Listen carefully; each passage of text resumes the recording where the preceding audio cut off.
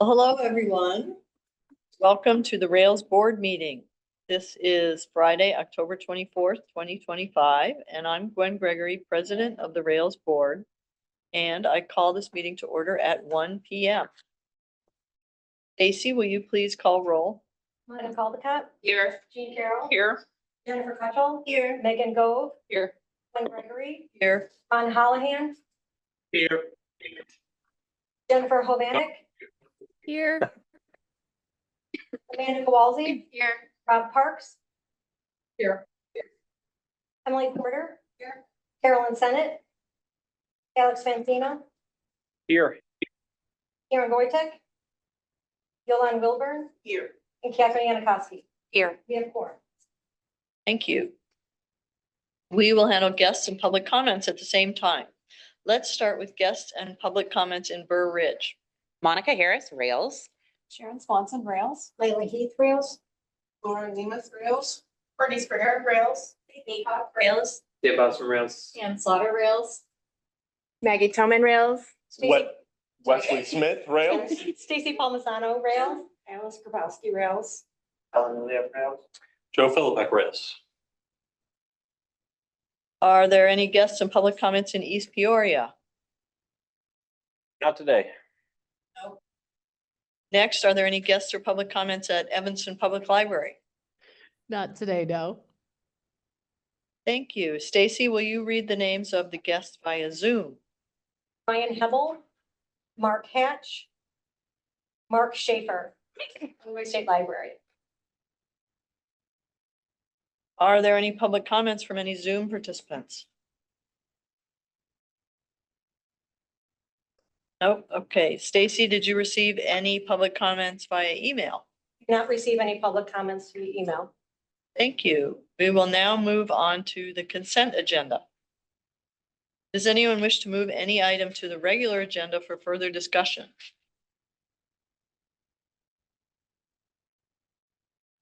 May I have a motion and a second to approve the consent agenda? I'll move. Second. Porter. Megan Gove, second.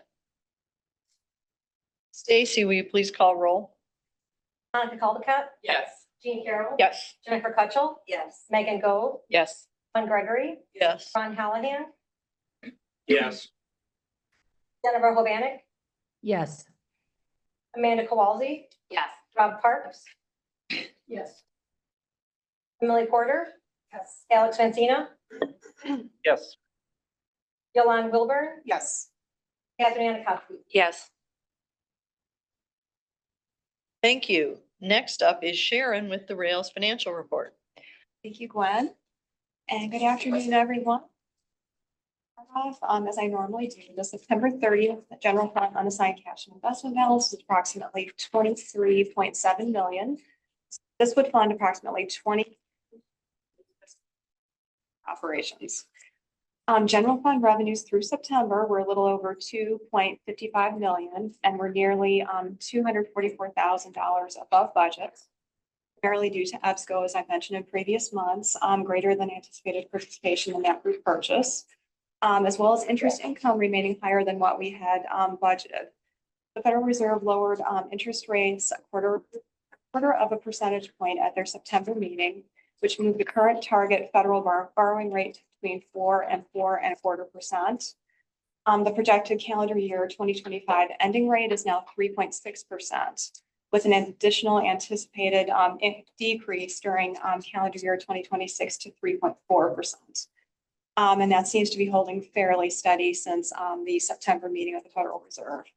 I did want to note that we're still discussing the amount that we will recommend to the board to transfer to the Capital Projects Fund. So the balance of the money market account with PTMA, formerly PMA, remains high. And PTMA now stands for the Public Treasury Management and Advisory Financial Solutions. They combined with another public trust organization just recently. General fund expenditures through September were just over 4.55 million and were nearly $243,000 below budget. This was primarily due to personnel expenditures being below budget. This was just normal recruitment delays for various positions, both in administration and delivery, that were in various stages of recruitment during the first 3 months of the fiscal year. Now we are pretty much staffed. And I don't want to jinx anything, but we are pretty much staffed. We have positions that are currently posted, one of which being one of our intern positions that we budgeted for this fiscal year. We also had below budget contractual services expenditures. This was from the normal delay in receiving the invoices from our primary vendor for Inky.org, as well as our delivery service outsourcing contractor.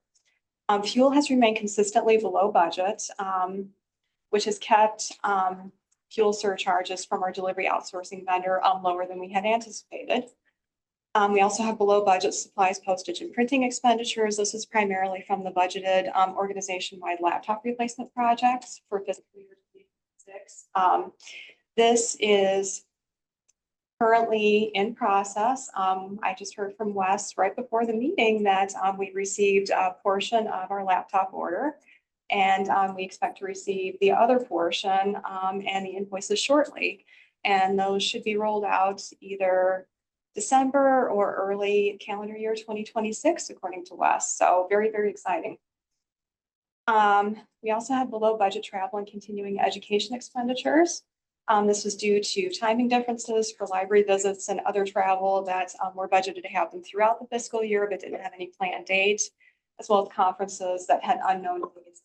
Budget was finalized, or unannounced dates, I should say. The October reports will reflect a very large portion of planned conference travel because, as you all know, October is the big month for all, well, the bulk of library conferences. And we have the largest of which, ILA, that just happened earlier this month.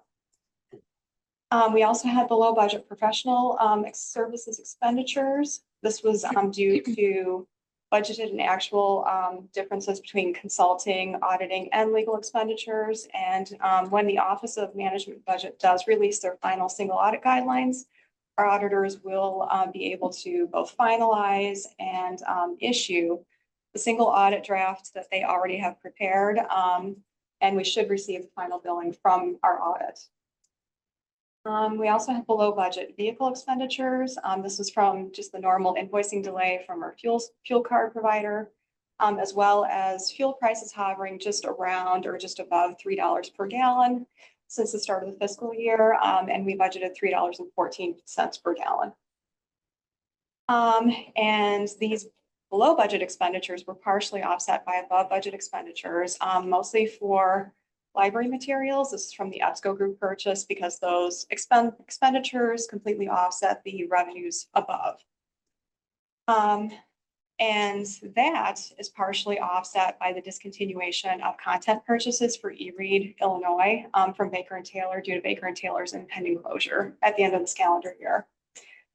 Rails is holding the last month of invoices for content purchases. I should say the last month and a few days of invoices for content purchases until we're able to verify that, one, we have received all of the content, and two, that content is portable to another platform.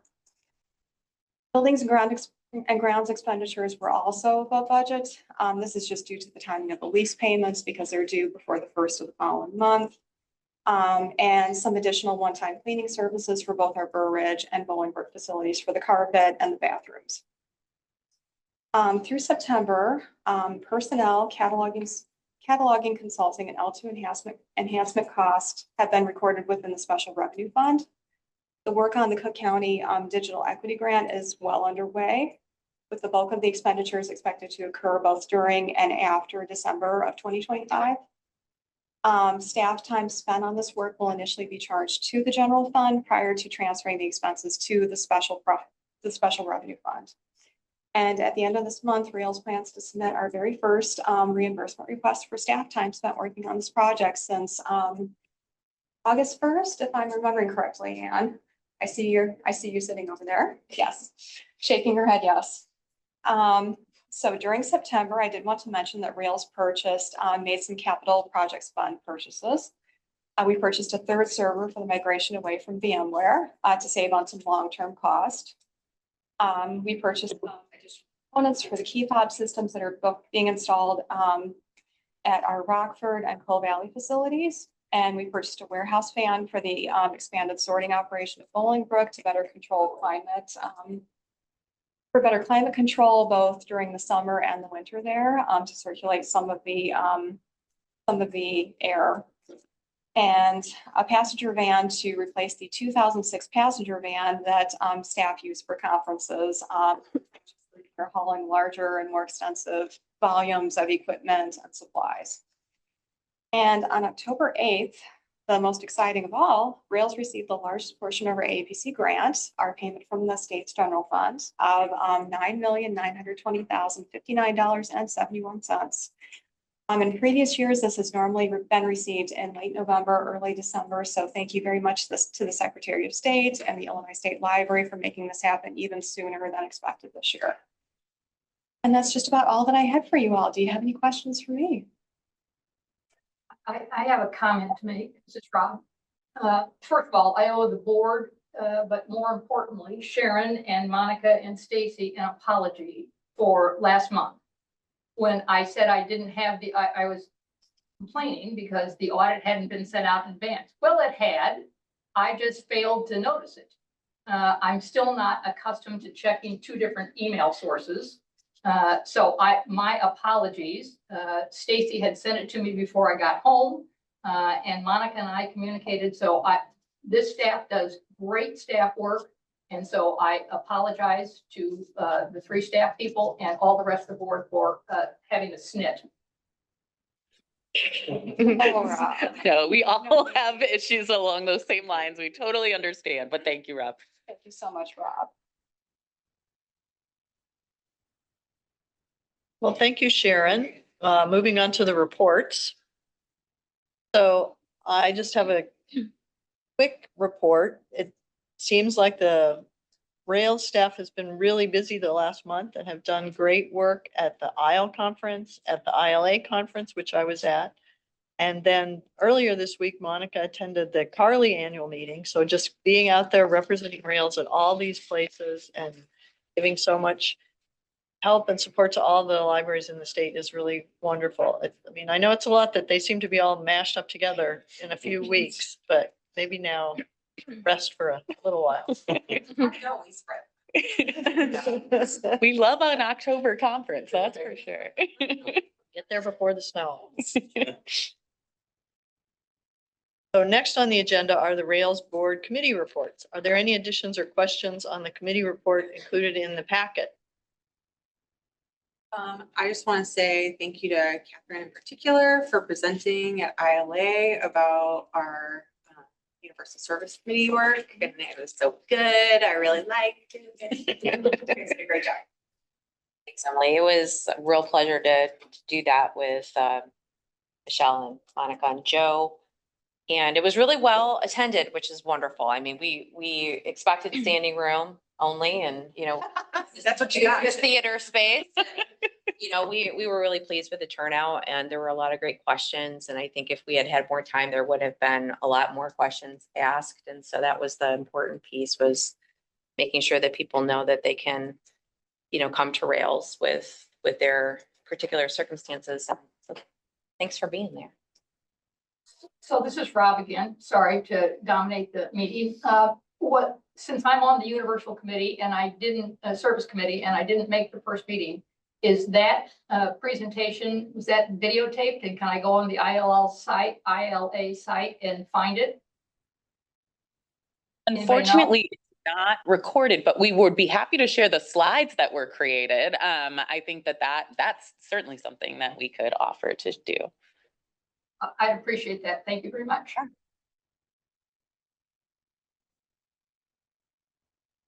All right, moving on to Monica and the Rails report. Well, good afternoon, all. It has been a really great month. I know I have had the opportunity to see so many of you at the ISLE conference, at ILA, at Carly. I want to especially thank so many of you for helping to man our board, for presenting and doing poster sessions. It's really clear to me, I was thinking about this at the ILA conference, just how many of our Rails board are so engaged in the larger Illinois library community. And I think that is a great testament to the leadership that this board shows. So I wanted to thank you very much for that. I did want to share, before we get into some of what is in the report here, just a couple of updates that have happened since we sent this out. First of all, a message went out today from our sister system, the Illinois Heartland Library System, that Ellen Poppet, who is the Associate Director at the Illinois Heartland Library System, has announced her retirement. Ellen is a real mainstay of the library community. If you've been involved in the library community, you know how involved Ellen has been and how much institutional knowledge she holds. So we want to thank Ellen for the great work that she has done. Yes, yeah, and Craig as well, yes, from Carly. So Ellen will be retiring November 29th, as Emily Porter just alluded to, and Craig, who is the director of Carly, will be also retiring by the end of the year. So some really strong leadership in Illinois who are earning their very well-deserved retirements, but we will be sorry to see them go. So I wanted to make sure you were all aware of that. I was able to attend the Carly meeting, and Gwen was there as well this week in Champaign. It was their 20th anniversary celebration. And so one of the things that they did that Gwen and I talked about afterwards was they did this really interesting panel of the history of Carly, where they were able to bring together a lot of the people who actually formed Carly and talk about how that happened. And it did get us thinking about maybe we should be thinking about that for Rails as we approach our 15th anniversary, is like really going into the history of the formation and how that was, but it was really interesting and a great day. The ISLAC meeting, which is the Illinois State Libraries Advisory Committee, also met in Springfield yesterday. So I was in attendance for that meeting. It was a really good meeting. There was a lot discussed. We haven't actually met since I believe May. So there was a lot on the agenda. I just wanted to bring a few of those things to your attention just so you have some awareness there. So we have been talking about a lot in terms of the Secretary of State's budget and priorities for that budget because of potential cuts with federal funding. But one of the things that have been in discussion is the state's contract with OCLC, which is something we have talked about at some length. So they have been in conversation with OCLC and asked for some feedback from the committee about the potential for the state to be looking going into the future, and this would be for a contract for 2027, whether or not there would be interest in potentially separating the contract they have for WorldShare, so the ILL portion of OCLC, from cataloging. There are a lot of libraries who don't necessarily need both together and might benefit from having those things separated as opposed to just having one. But there was also a continued discussion about the equity of pricing, which is something I know the Rails board has talked about at some length, and there is interest in potentially looking at what that might look like going into the future. The committee does have a lot of support for exploring that kind of a change with OCLC. So we're going to be paying a lot of attention to where that moves in the future and where the state library lands on that. But this has been a huge topic of discussion, I think, among many Rails members, but certainly among the Rails board and staff for many years. So I wanted you to be aware of that. There was also discussion of how this is done in other states. And of course, there are plenty of other states who have a statewide lending platform that really fulfills the purpose for many libraries of what an ILL program like WorldShare and through OCLC does, which did bring up some additional discussion around Find More Illinois. I know you all are familiar with our Find More Illinois platform and what that does. That was built certainly prior to my joining Rails with our predecessors, Deirdre Brennan and Jane Plask. Ann Slaughter has been very involved with Find More, and now it lives under Layla Heath and Deals and Discounts. And we've seen a ton of growth recently with even some of our consortia coming into that program and having academics joining the program also as lender only. So as we start to really look and continue to look at resource sharing in Illinois, I think it's a really interesting piece to look at. So I wanted you all to be aware that that discussion is happening. There was also some discussion of E-rate in Illinois libraries and whether or not the state should explore employing or in some way working with a consultant for E-rate for libraries that were interested in applying for E-rate, but perhaps the administrative lift was just too high. We know a lot of libraries in Illinois do not participate in E-rate because of the issue with filtering, but there are some libraries that would like to participate, but it's just too much for them to apply for that program. So the state is pursuing the idea of doing this. There are plenty of other states that offer E-rate consulting as part of what their state library does. And so that was a really interesting thing that they were looking for information on. From there was a lot of discussion of legislative issues. There's a lot of course happening legislatively, which I know you know from the packet or seeing some of the updates that have come from the Illinois Library Association. They did mention the brand new Senate resolution regarding public library trustee training. Late yesterday afternoon, Secretary Junius sent a message out about this, which I then forwarded to you all if you had an opportunity to see that. But it's just making you aware that this resolution, which was originally in the earlier part of session and didn't move through, was passed in the veto session just yesterday. That resolution does not require trustee training, but instead encourages trustee training. As you probably remember, in the legislative session for this year, the Illinois Library Association's executive board has voted to support a resolution that would require trustee training, which is a bit different than what just passed, but just interesting to see those continuing to move through at the same time, and we'll see where that moves and goes. I also had the opportunity to present on the current state of ebooks, as well as legislation that's happening in other states around ebooks as a result of some of the work that is being done with the Illinois Library Association's Public Policy Subcommittee on ebook legislation. That was also a very robust discussion, and there seems to be a lot of interest from that committee in seeing other potential legislation moving forward, maybe similar to what is being proposed in New Jersey and has passed in Connecticut, that actually requires publishers to abide by several terms that are more library friendly. So very interested to see where that goes. But it was a really a good discussion. And then finally, one of the other legislative proposals that the Illinois Library Association's executive board has approved for this year was the exploration of an increase in per capita grants, school district grants, and the system area and per capita grant of 20%. And that would be to reflect the changes in inflation that have happened since 2020, the last time that there was some wide-ranging change. So the state library presented essentially a budget of what that would look like if that 20% was raised. This by no means means that this is something that the legislator is approving or that the secretary is even pursuing, but the fact that they presented a budget with those changes in it was interesting. And so I did want to say, for any of you that are going to these legislative meetups and are talking to some of your legislators about these ideas potentially moving forward, it might be worth noting, you know, the significant changes that have happened. As we kind of talked about at the meeting, especially when it comes to the systems, we have flat funding every single year while our costs continue to go up. That includes things like personnel, our delivery costs, our facilities repairs, all of those pieces. So it's important to consider how the systems need to be funded in order to keep up with inflation and other costs and changes. And as representatives of our board, you all know our finances better than anyone. And so it's a good opportunity if you're thinking about talking about those things at the legislative level. So I did want to just ask before we get into the rest of the report, if there's any questions about any of those pieces. Yes, Megan. About consultant through the state, would they be offering that as a service to the state libraries for free or for a fee?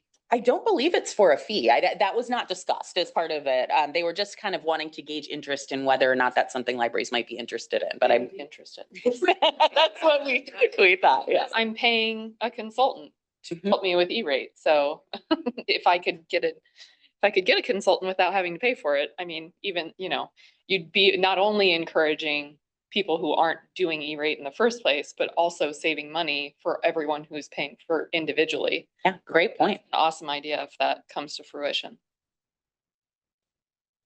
Well, and potentially that consultant, Steve, would be the right kind of person for the state library too. So they would be considerate of people that earn a livelihood by helping us. Yeah, and there was a lot of discussion about what that might look like. It might be anything from just being able to answer questions about how to fill the E-rate process to actually having somebody who can do the process. And there was kind of some discussion about what the value would be there on either end of that. Right, other questions about that for right now? Okay, well, I did highlight for you some of the great things that happened at the ILA conference this year. I did want to ask, because I said I would, and I'm very interested to know if any of you had any takeaways in your conversations that you had either with members or attending sessions, things that you wanted to share with this group from this year's ILA conference. I just really wanted, I think I was maybe not. I really enjoyed the Libraries Count pre-conference. It was so fun. I think that there's a little room for improvement, but I really hope that this doesn't get next year. Can't hear you. Might need We're to having get a a little bit little. of audio issue here in Peoria. We're moving a mic closer. Thank you all for letting us know. Thank you. I was just saying that I really loved the Libraries Count pre-conference. And, you know, I'm sure Catherine didn't do all of the work, but thank you for participating and helping with that. It was, there were a few things that I put in my survey that I thought could maybe help a little bit. There was another librarian there who was sharing her ILA registration with someone because it wasn't separate from ILA. You couldn't register for one or the other. You had to register for both. So I think that was a little bit of a barrier to some people, but it was a wonderful conference. And I think that I would really hope that you guys do it again. So is Janet in here? Jeanette is not in the room, but I do want to particularly applaud the work that she put into that, as well as other members of our Rails team and a really great design committee who came from membership all over the place. And they put together a really great day. I totally agree. I got a chance to attend also. It was so much fun. And the level of learning that was happening at those sessions, I thought was really high. Well, I think that was great, but I would echo that I had several people that were interested in going, but they weren't going to the ILA conference, so they couldn't go. So Yeah. some people might, like if it was done as a separate standalone, that could pull in a different audience. We did hear that from a few others as well, Gwen. Even if it was the day before, as long as you could register separately, you know. And I know that I think it just went out yesterday, the survey for everyone who participated had the opportunity to go to the Libraries Count conference, pre-conference. So really, truly, all feedback is going to be extremely valuable for helping to analyze and redesign maybe. Part of the data part of the conference. Yeah, the data is super important for data. Please submit your thoughts, suggestions, and it was a good sized committee. I think there were like maybe 12, 15 people on it. And I know that there is discussion about the next committee. And so if there is anyone who's got a thriving passion for data and wants to talk, about with Jeanette, the possibility of contributing, I know she'd be happy to talk with you. And so, yeah, it was a really wonderful pre-conference and she did such wonderful work, and Grant and your whole team. So really, truly great. Anything else from ILA anyone wants to share at this point? Well, I do want to, again, thank you all. We also had a wonderful experience at our IL annual conference that was in Champaign this month. And I do want to say how much work that the Rails team does in terms of not only participating in sessions and being there and greeting members, but the booths and the work that goes into that. I want to particularly applaud our communication staff for the work that goes into making that interactive and fun and have an opportunity to share a lot about what it is that we do. But so many of the Rails staff those booths, make sure that there's lots of opportunity to answer questions.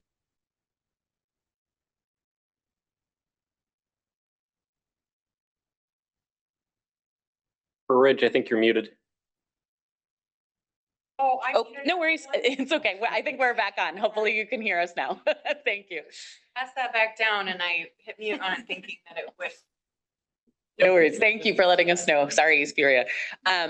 So I did also share a bit about some of those Illinois legislative updates. I did also want to note that in addition to the legislative priorities that were shared, there is also two special groups that are coming together from the Public Policy Committee. One is to form a study group on personal property replacement tax disbursements. This issue is of particular importance to municipal libraries and something that has had a lot of discussion over the last few years. So really excited to see a group forming to talk about what can be done to support libraries about this issue. And the second is to form a study group on FOIA. There were several proposals that were received this year that were about further refining FOIA and trying to find ways to make that stronger. So there's a study group being formed on that. If you follow the Municipal Minute, which is Julie Tappendorf's blog that she does for Ansel Glink, there is some continued interest or some continued reforms to FOIA that were actually passed this year. There was like 9 of them that were recently added. So I know that those will be discussed by that group along with any additional things that would be proposed, but really interested to see where that goes. Firing too. Julie Tappendorf is also retiring. Yes, also by the end of this year. Yeah. So lots of really wonderful and important. I mean, I'm so happy for them all, but. Yeah. Right. Yeah, big retirement year. In terms of a Rails digital accessibility update, many of you know there are a lot of responsibilities that public organizations have around accessibility. Our in-house team here at Rails continues to evaluate and work on our strategy.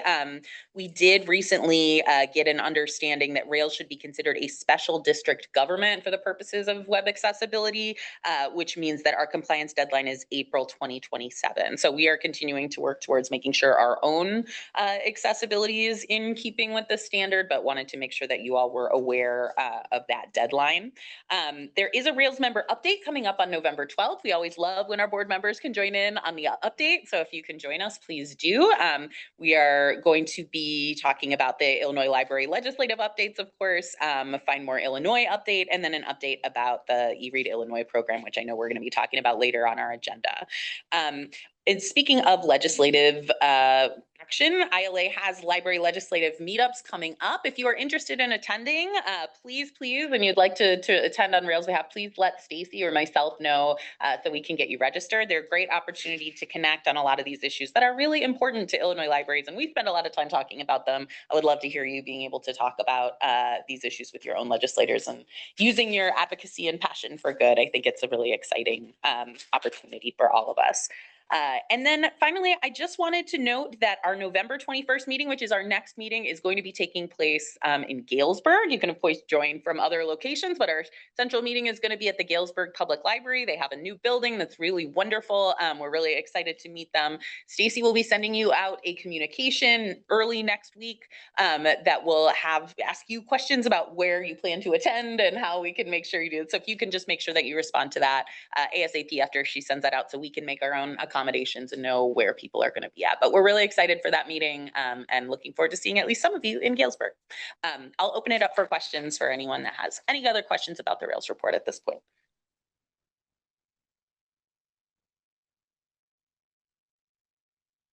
And I apologize for talking so fast. Thank you. Thank you, Monica. So now Courtney Springer and Maggie Toman will present the Service of the Month report on deals and discounts.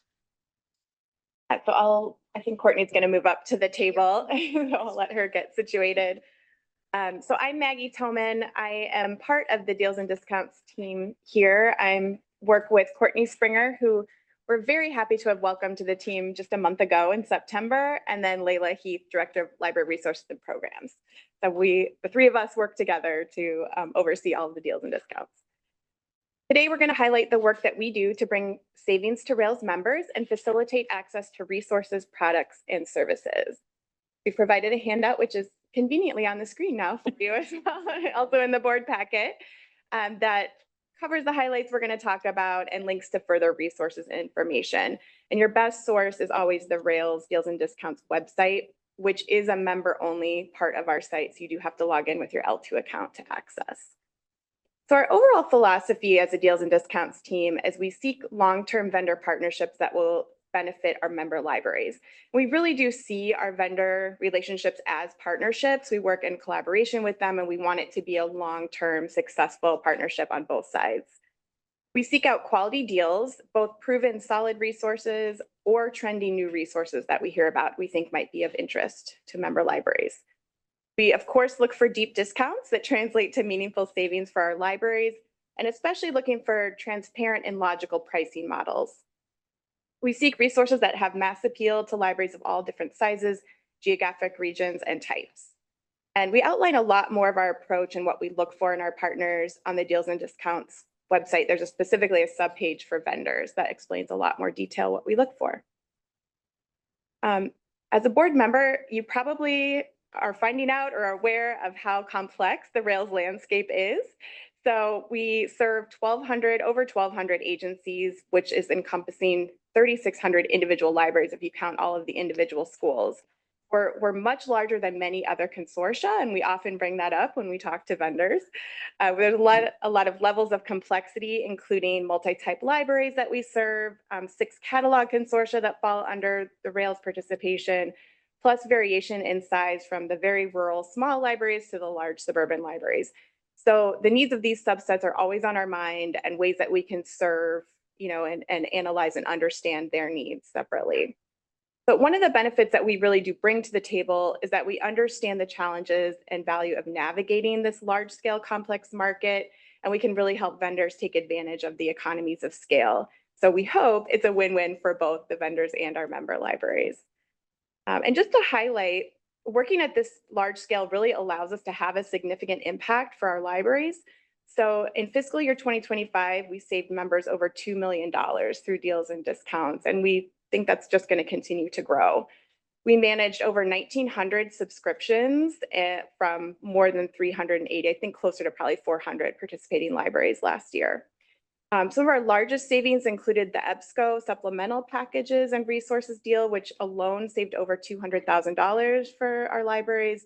Pressreader, which was $180,000, and Gale Udemy, which was a newer updated deal this year that saved over $120,000. Our main participation right now in deals and engagement is from public libraries. We're actively working to pursue K-12 deals and learning a lot of unique aspects of the school market and how we might be able to best help them, and we'll continue to explore that. Academic libraries are also eligible for a number of our deals as it makes sense for them. For more complex deals, we typically defer to Carly. They have a really robust group purchasing program there. But there are a number of pass-through deals for library supplies and furniture discounts, things like that, that all library types are eligible for. As the program continues to grow, we do think we're trending to be closer to $3 million for fiscal year 2026. So it's really scaling up quickly. This brings a need for increased efficiencies and prioritization. And there's a couple ways we do that. So one is using a software called Consortia Manager. It's kind of similar to a CRM or a customer relationship management software.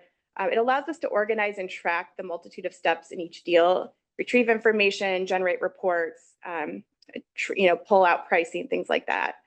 And we continue to seek and develop efficiencies in our processes, such as how we structure deals and our billing practices. We also work to align Rails subscribers to a single common renewal date. So we try to line everybody up on one date so that we can streamline our processes and invoicing. And finally, participation is really critical to the success of our deals. So the more people we can get to participate, the more we can leverage the pricing and the economies of scale. So our power really lies in libraries participating, and we so appreciate all of the support that libraries give the program through participation, their patience, their enthusiasm, input, ideas, and being part of the program. So I'm going to now pass it down to Courtney, who's going to talk about some of our new initiatives and how we manage group purchases. Everyone, I'm Courtney Springer. One of the integral parts of Deals and Discount is Rails staff support and collaboration. We collaborate with many other departments within Rails, including the data team, communications team, and the finance team throughout the process of launching and managing a deal. Feedback from our members is also an integral part of the process. We connect and listen to our expert librarians and library staff through networking groups and listservs. The ELSUM group, which is the electronic subscriptions managers, has been a huge help in identifying potential resources and providing feedback to us. We also will reach out to other systems and consortia statewide, such as Illinois Heartland and Carly, as well as across the nation. And the feedback we receive informs many of our choices regarding deals to pursue and that will be meaningful to our members. We also share the feedback we receive with our vendors, both positive feedback and any issues, so that improvements can be made. New this year, we're using advisory groups to get input on specific products from our members. And this has served as a helpful way to collect feedback about individual resources by those who are invested and gauge demand for the resources. On your handout, I just want to note that you'll see a chart of the factors we consider when looking at a deal as well. So some new initiatives we have this year. In the last few months, we've launched several new resources. One of those is Chicago Tribune Digital. This was a pilot program, and because of this, we were able to negotiate deep discounts for our members. It's a new resource to libraries, and we worked closely with them to ensure a smooth experience for library users. And now 69 libraries have been onboarded. We also have Fiero Code, which launched in the spring and is an educational coding platform. A new deal we're launching this fall is Blinkist, which features ebook and e-audio that provide 15-minute key insights called Blinks from best-selling nonfiction books. And then we have the Swank K-12 and Swank Public Library streaming. This is movie licensing and a new streaming component that libraries can opt to add on that allows them to stream available titles directly on Swank's platform rather than having to locate movies themselves. Rails also took over the ordering process for the EBSCO supplemental resource purchases this year, and we saw growth even with the statewide package being widely adopted. We also offer vendor discounts that are pass-throughs for library resources and supplies. Due to the abrupt closure of Baker and Taylor, we're looking into discounts on print material vendor deals, and we'll be publicizing those to members as we get those in place. And another focus in the near future is improving and building relevant communication channels to members that are interested in deals and discounts, including a deals and discounts specific email list that should be coming in early 2026. Adding new resources is complex and it takes time. Each deal is its own project that could take a few weeks to many months to work through the different phases from exploring the product, negotiation, and the rollout process. And as part of building a partnership with the vendor, we take into consideration libraries that already subscribe directly and plan for transitioning those libraries over to the Rails discounted package. We also coordinated with the vendors to host informational webinars for library staff to learn more about the product for their patrons. At the same time, we're building programs. The team is preparing for the next round of subscription renewals at least 4 to 6 months in advance. During November, we'll be wrapping up subscription renewals for Swank, BookBrowse, and Udemy. For more information, you can visit the Deals and Discounts page that's linked on your handout, and you'll find a full list of offerings, free trial opportunities, webinars, and pricing. The pricing tiers are sensitive and for Rails libraries only, and you can also subscribe to the Rails e-news for promotions and upcoming webinars. So now I'll pass it back to Maggie to talk about digital accessibility. Yeah, so we did want to just talk a little bit about what we're doing with digital accessibility, specifically in deals and discounts. So we all know that our library's websites need to be compliant, but it's also the third-party resources that you subscribe to also need to be compliant for you to meet the ADA Title II standards. This is something I don't know. I know academic libraries are very aware of this. I'm not sure if public libraries are quite as familiar. So we're doing a few things at Rails to try to help support libraries through identifying whether their vendors are accessible and advocating for these accessibility standards. One is we have a vendor privacy and product accessibility repository where you can find VPATs, which are the vendor product accessibility templates for many, many vendors that our member libraries subscribe to. There's also a way for libraries to link specifically to the vendors that they subscribe to, so you can generate a list to share internally with your library or out to your members. We also are contributing and collecting information to help support the larger Rails effort around digital accessibility, and updates will continue to be added to the Rails digital accessibility pulse page on the Rails website. So just thank you so much for letting us talk a lot about deals and discounts, and please don't hesitate to reach out. We love input, feedback, suggestions, or just to chat. And you can reach us at deals@railslibraries.org. Thank you. I just want to say you guys have saved my library personally so much money, Yeah. especially the Chicago Tribune. I mean, you guys saved me almost $2,000 a year. So that was super awesome and amazing that you guys could get that going because it's very expensive. Yes. So, but yeah, also I feel like anytime I talk to any sort of vendor, I just ask them, I'm like, do you do a Rails discount? Because half the time they do, and I don't even realize. They And so- know about Rails. I know. So yeah, just thank you for what you do. It truly helps a lot of us, especially as smaller libraries. So. I appreciate Courtney mentioning the Swank deal for schools. We were so jealous for a while there. It was only public libraries got some deal, and then the Swank deal came out. We were like, oh, well, it has this extra like public performance license. Like, I don't know, like, do we need that? We're like, oh well, we'll get it. And then we realized how much we needed that, because it turns out that, you know, shockingly, people were not following correct copyright to show streaming content to their clubs or their teams or their groups or whatever. And so now it feels really great that the library can not only be the copyright queen, you know, yakking at everybody, but say, and here's the thing to help you comply. So that was something in that deal that I didn't know we needed, but you all and maybe Swank knew we needed it. So.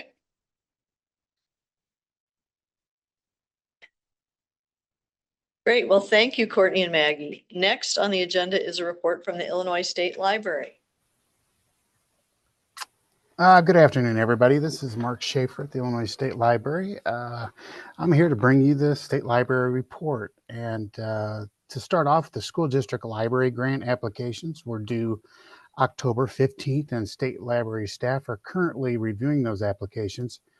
And we are also following up on school library staffing issues. We are pulling some applications and contacting schools, and we will be in touch with the systems coming up about this issue. The Public Library Construction Grant Program, formerly known as the Live and Learn Construction Program, and this is funded by an annual state legislative appropriation, and specifically to assist public libraries with construction costs in their facilities. The grant offering is open, and the applications are due by January 16th. Then we have the Public Library Per Capita and Equalization Aid Grant. The announcement is expected to be emailed to public libraries next week. Libraries will notice a change in the application, but the application does align with the Illinois Public Library Standards, the most recently adopted ones by the Illinois Library Association. Applications for that grant program are due January 30th. And then lastly, you know, a lot of people know this, but Andrew Carnegie funded the construction of 1,681 public libraries in the United States between 1886 and 1917. As part of celebrating the nation's 250th anniversary, the Andrew Carnegie Foundation contacted each existing library and established that about nationwide 1,280 of those that were built with Carnegie funds are still operating as libraries. And they acknowledged their association with Carnegie, making them eligible for a celebratory gift of $10,000. Some Illinois libraries have already received that payment. And that's a very brief report from the Illinois State Library. Love hearing that Carnegie report, Mark. That's really exciting. Well, I wanted to say that if you get an email from the Carnegie Foundation, it's probably not a phishing email. We've had a lot of libraries calling us wanting to know if it was real or not, and it is real. So pay attention, keep your eyes open to see if you get one of those if you still have in a Carnegie library. I'm so jealous of that legacy. That was in the New York Times. Imagine having that much of an impact. Yeah. On country. Yeah. Well, thank you, Mark. Moving on to new business. So for new business, we are going to be talking about e-read. So I did send out a memo to you all that you received. We want to just kind of go through the process as it exists right now, and then give you an opportunity if you have questions and comments kind of around what it is that we're doing. So what you all are aware of is that Baker and Taylor has announced They are going out of business. Most of the staff is no longer employed with Baker and Taylor. This is a really sad situation. I'll be frank with you all. We've had a long relationship with Baker and Taylor for many years, and a lot of those folks that we have worked with for so many years no longer have a job there. And so we are, of course, concerned about all of the relationships that libraries have had with Baker and Taylor and how their services are impacted, but we also acknowledge the kind of human piece of this. So we wanted to make sure that you're aware of that as well. So in terms of next steps for us here at Rails, I just want to assure you that our team has been working incredible feats of information gathering, understanding, figuring out every option that we possibly have, talking to not only vendors, but partners. And so I asked them today to kind of walk you all through the process as it has existed so far, and then we're going to talk about next steps for where we're moving. Our most important priority is that this e-read program, which we are so proud of and that we understand has such strong impact across the state for what ebook and audiobook usage is here in Illinois, is uninterrupted as much as possible, and that it continues to maintain a really strong, vital resource. So I'm going to pass it on to Layla to get us started, but we'll have lots of time for your questions, but I just want you to get a little bit of background and understanding about where we're going. So first of all, I'm going to talk a little bit about what we're protecting, that e-read program. There are about 80,000 items in that collection. As Monica mentioned, e-read Illinois has been in place for over a decade. It started with Baker and Taylor, and we worked with them and our libraries to build the program as it is today. There was growth during the pandemic that has been sustained, and it's used by all library types. We have about 900 libraries participating in it currently. So when we learned about this actually less than 3 weeks ago, that was the day of the announcement, we reached out, of course, to e-platform providers, including Overdrive, Cloud Library, Midwest Tapes, Mackin. We talked with other states, and then we talked to a program that really stood out, and that was the Palace Project, which is managed by Lyrasis. Lyrasis is a nonprofit organization, and they share our commitment to supporting libraries and strengthening our library community. The Palace platform, and I will just say, because I know all the librarians are typing Palace platform right now. I love that.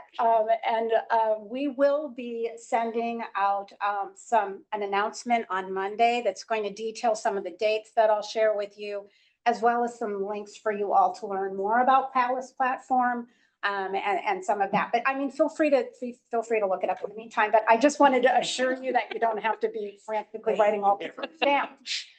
So one thing that Palace platform does is it offers an aggregation of e-content apps. So Palace Project is the umbrella. The content from our e-read program will move there. Our BiblioBoard content can sit there.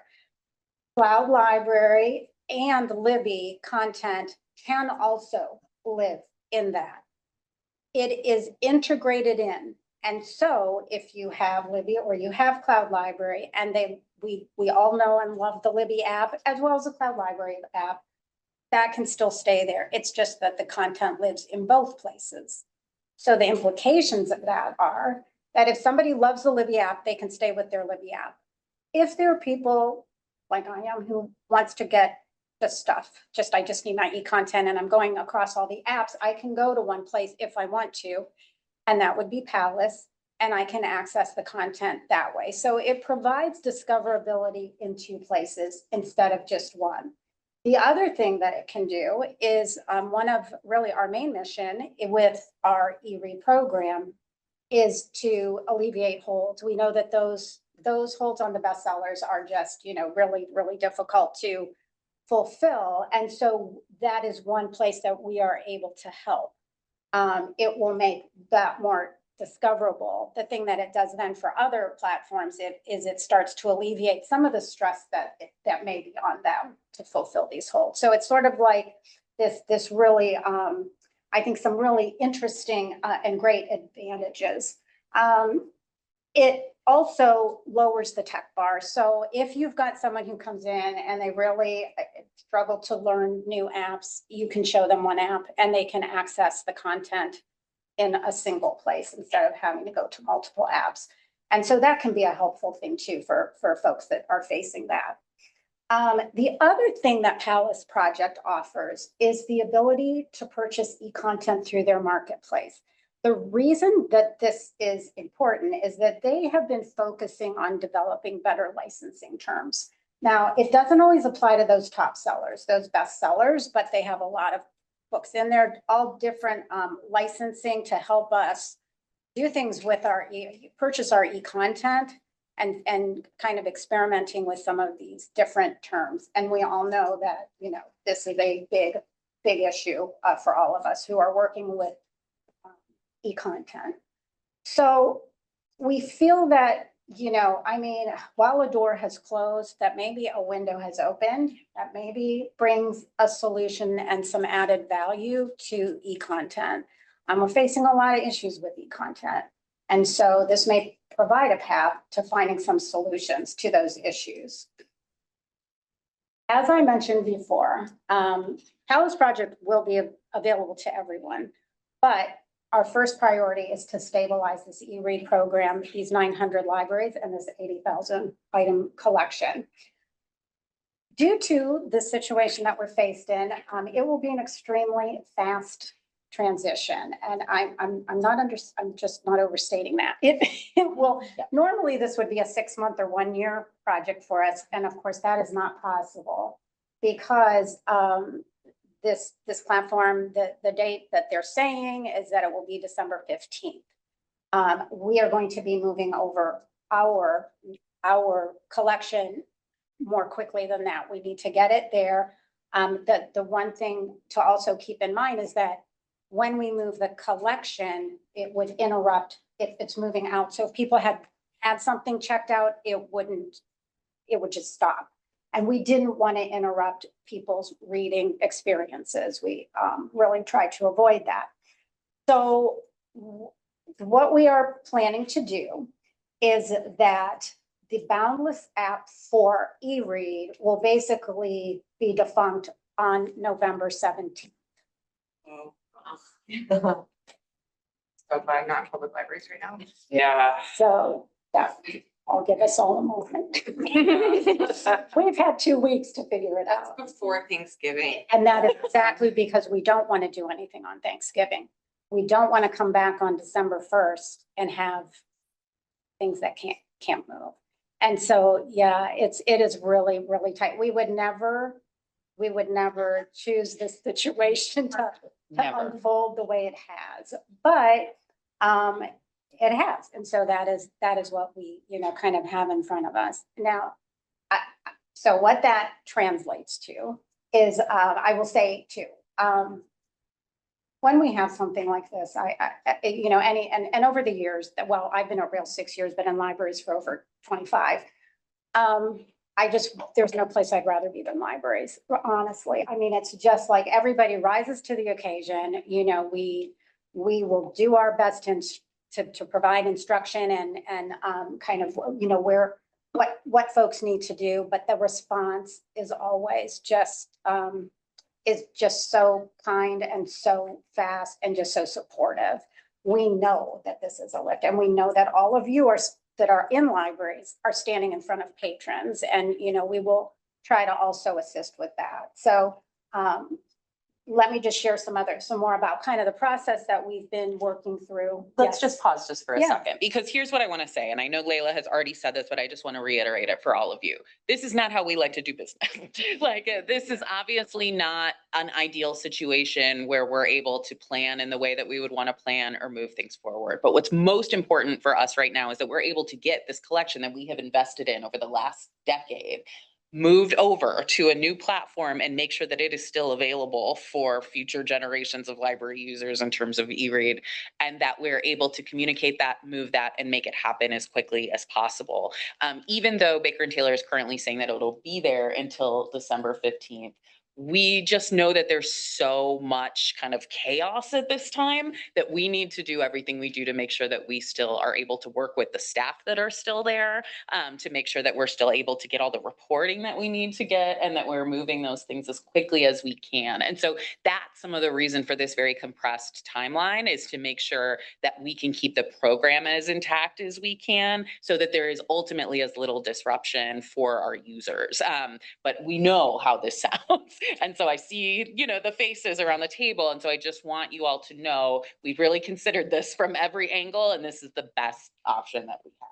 Go ahead. Yes, Lola. thank you. And, and to that end, so we've got this migration of the collection, and it's very complex, but digital you'd think would just be a switch. It is not, because of the different licenses and all of those things. So it actually is complex. There's a lot of data.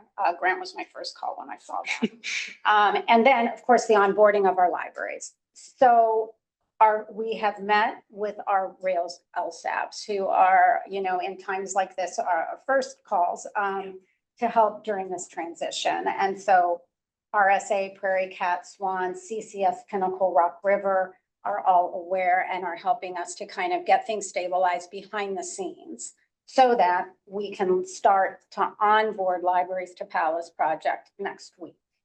And that will happen in the next 2 weeks. Now, onboarding doesn't mean you're live, it's out there to your patrons. We're getting all those authentication pieces, all of that.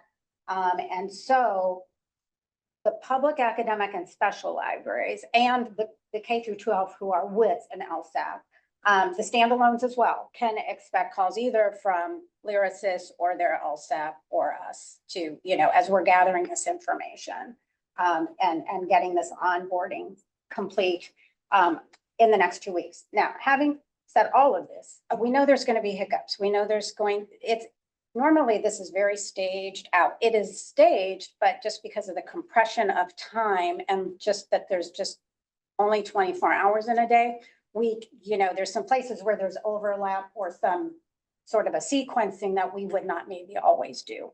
But this is when we're going to start onboarding, and we're hoping to get as many as possible onboarded in those 2 weeks. The week of November 10th, Palace Project will hold some webinars to start to, show people how to introduce them to the app and just answer questions and things like that. And they'll be recorded so that there'll be an opportunity if folks can't attend one of those webinars, they will still have a chance to get the training. Then the next week we will stop allowing holds on the app because there's no point.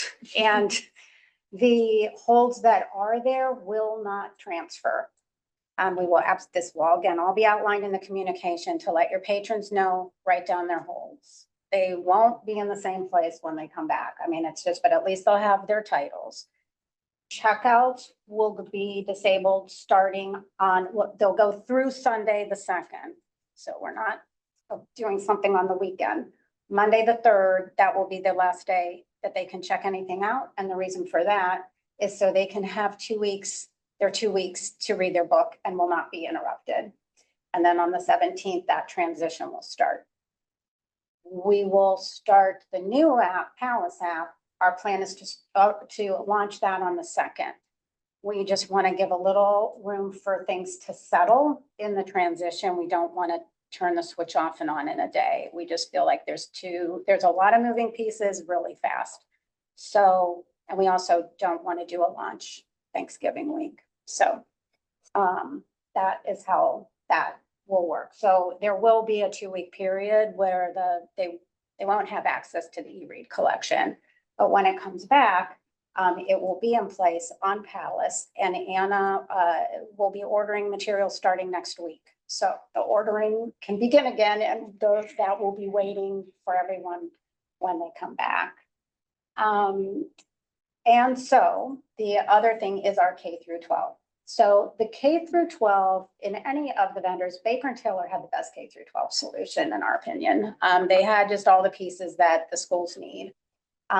They are working on enhancing the product right now so that it will be built for the K through 12. It is not today ready for K through 12.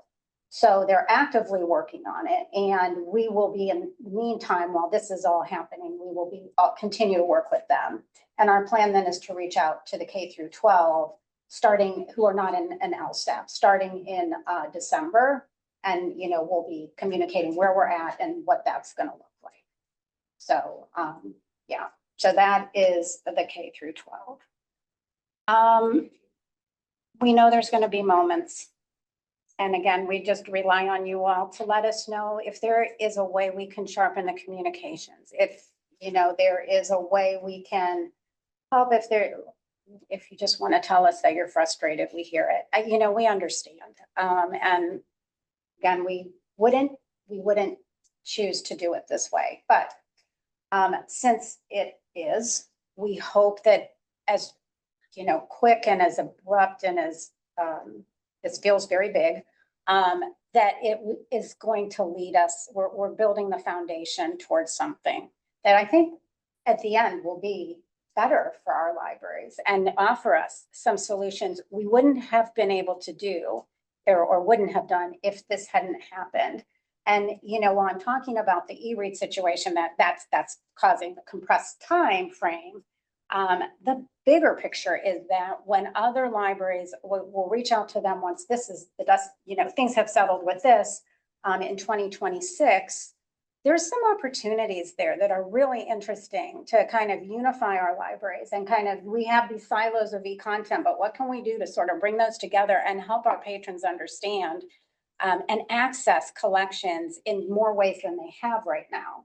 So that is sort of that big picture that we hang on to when we're moving through all of this stuff.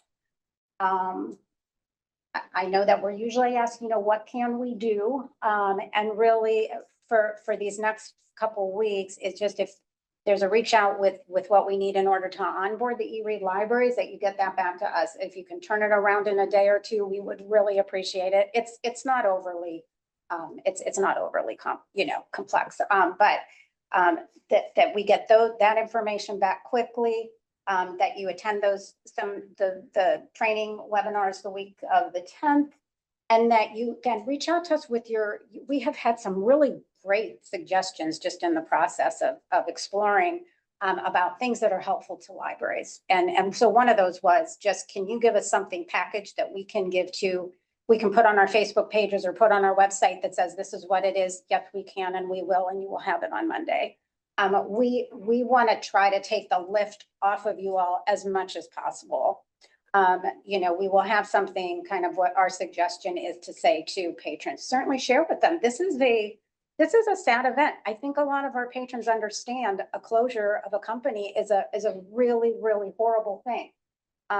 These folks lost their job. They didn't really even get a chance to say goodbye. I mean, they just literally were told, you're done. Everything was shut off. It's really sad. And I think they can relate to that. And that's why this is moving. It's not because we just decided we wanted to. So, but we will, and if there are things that you're finding resonate as you're explaining it, or you're finding that is helpful to your patrons, let us know that and we can share it, so that we can ease for you, hopefully, and ease the transition for our patrons out there too. So are there questions? Before we move to questions, because I know there will be questions, I just want to take a moment, to acknowledge the incredible amounts of work that Layla and Anna and Joe have done through this process. There have been daily meetings every day for the last 3 weeks as we work towards solutions to try to find something that best meets the needs of Rails members, and particularly our participating libraries, which again, come from all over the state. This is a huge, huge thing that we have had to manage and figure out and do. So I just want to acknowledge that. The other pieces in your role as fiduciary responsibility here is something that I want to make sure that you are all aware of. So part of our deal with Baker and Taylor was that we did not have a platform fee because of the amount of spend that we did in that program.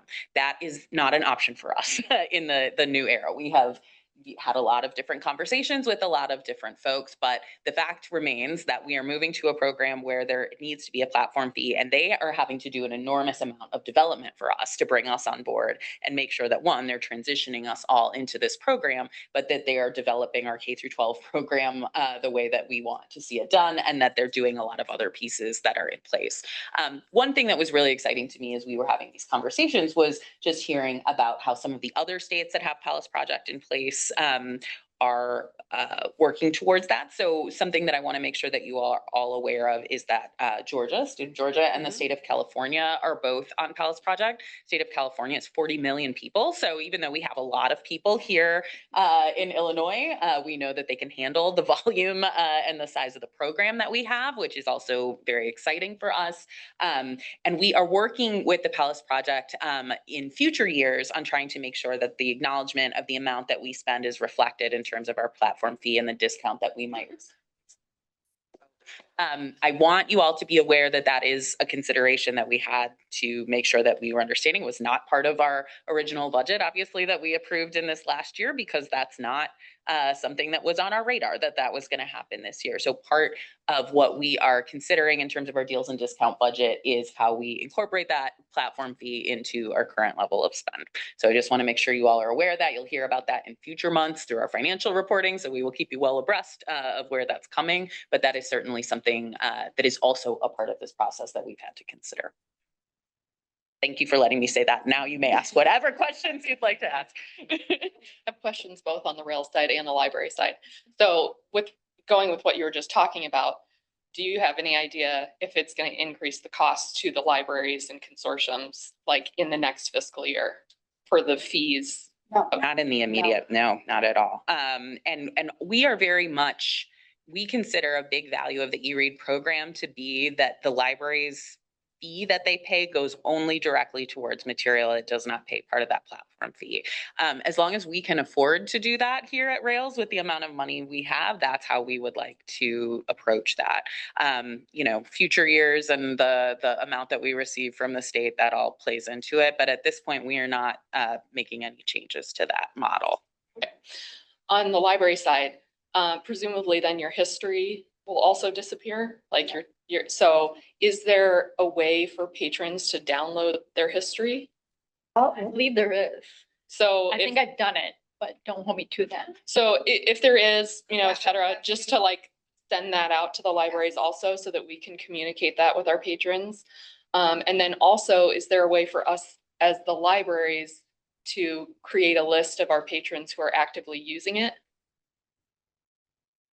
Again, I don't need like immediate answers, Yeah. but Yeah. these are just things I'm thinking, Yeah. because it'd be really nice if I knew, oh, these 150 patrons are huge e-read users. So I can like try to reach out to them directly versus just saying blanket to my whole, you know, every one of my patrons, because I know we're not using it as much. And so it'd be nice if I knew who was using it, basically. We have not found those records to be very accurate on the Baker and Taylor side. Now, if there's a way to do it within your library, that might be the way, but I'll double check, but yeah. Okay. Great questions. Are there, this is a fiscal question, so no platform fee from Baker and Taylor. Were there other things that you were expecting from them that now they're gonna default on? Like we were going to get X for however many months or whatever, like what else, in addition to, I know, the walls falling apart, what else are they not able to complete? Great question. Yeah. Do you want me to start with so one of the things that, you know, we've talked about in this group was that we were devoting $150,000 of money to the collection of e-read this year that went outside and above what members were contributing. $100,000 of that was from the Rails budget on our side to help to contribute to those collections. But Baker and Taylor had promised an additional $50,000 worth of content that they were going to be able to provide for us as part of that deal. That is not happening. So that's an immediate one. How about, I know with e-content, is everything in e-read a one user, one copy and we own it? Or were there any like any licensing periods, which again will evaporate?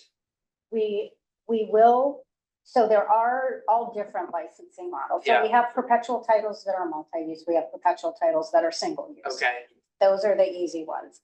Then we have these licensing models. They can be 2 years, they can be Right. 26 checkouts, they can be a combo Okay. thereof, and there's maybe even a few others in there.